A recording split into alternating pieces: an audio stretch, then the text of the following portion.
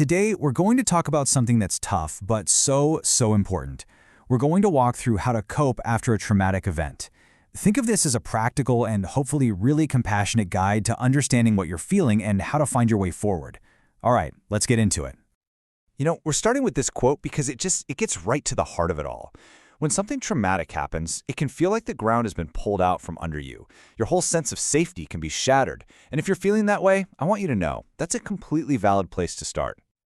So here's our roadmap for today. First, we'll break down what a traumatic event actually is.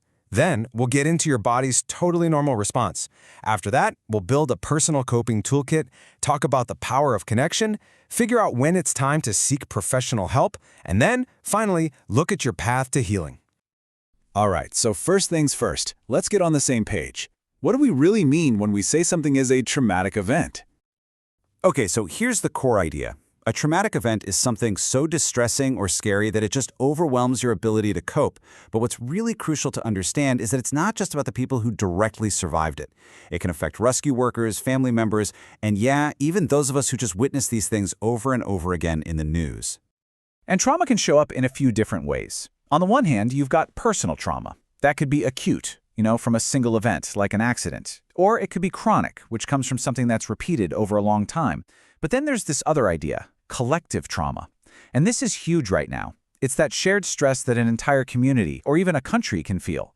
It often comes from seeing horrible events in the news 24/7. And make no mistake, that is a very real traumatic response, even from a distance. Okay, so now we know what it is. Let's move on to how your body and your mind respond. And this whole section is really about one thing, validating what you're feeling. Because after a trauma, the way you react can feel, well, weird or scary. We're here to say it's not. It's normal. So, what does this stuff actually feel like? I mean, maybe you feel totally overwhelmed, or maybe nothing at all, just kind of numb. Let's walk through some of the common reactions, because I'm willing to bet that if you're going through this, you'll see yourself somewhere on these lists. Emotionally, oh man, it is a roller coaster. You might be in shock, where it's just hard to believe what happened.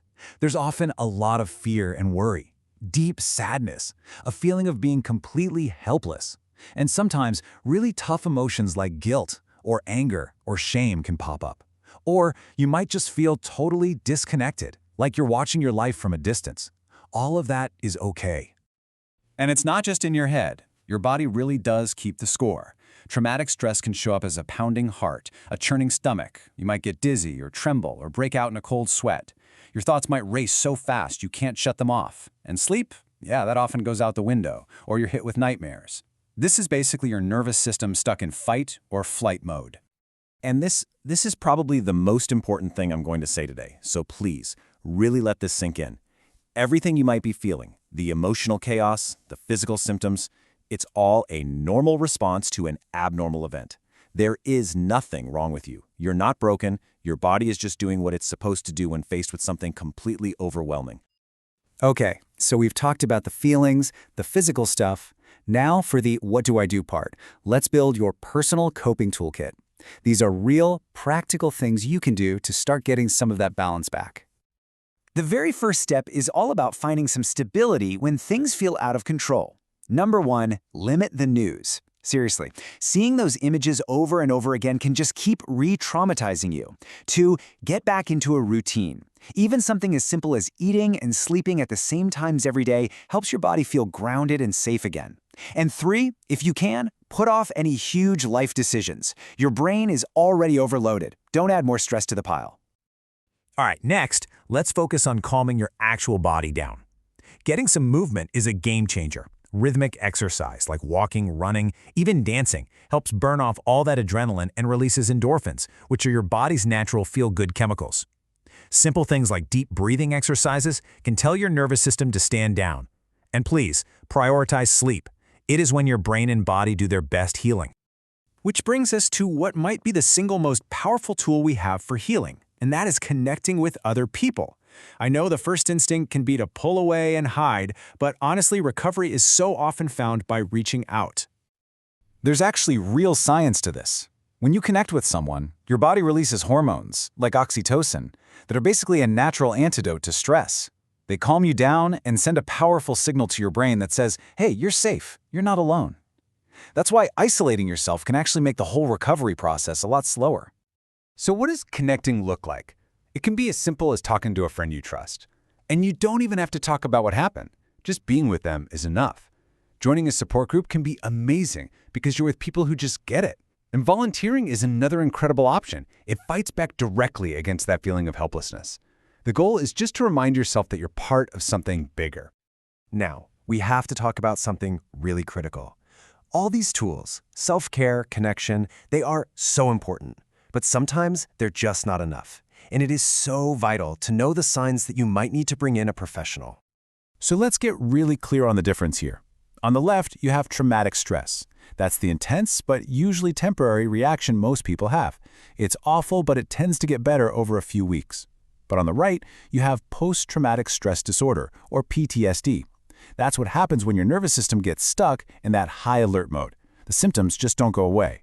In fact, sometimes they get worse. PSD usually shows up in three main ways. First is reliving the event, through things like flashbacks or nightmares. The second is avoidance. This is when you start changing your life to stay away from anything that reminds you of what happened. And the third is increased arousal. That basically means you're constantly on edge, super jumpy, irritable, and you just can't relax or sleep. So here's a really simple rule of thumb. If it has been more than a month, and these feelings are still so intense that you're having real trouble functioning in your day-to-day life, at your job, at home, with your family, that is a clear sign that it's time to reach out for professional help. And that brings us to our last section, which is all about hope. Because healing from trauma isn't about erasing what happened. It's about learning how to carry it differently so you can move forward with your life.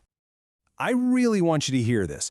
Recovery is not only possible, it's likely, especially when you get the right kind of support. And asking for that support from a therapist or a counselor, that is not weakness. That is one of the bravest, strongest things you can possibly do.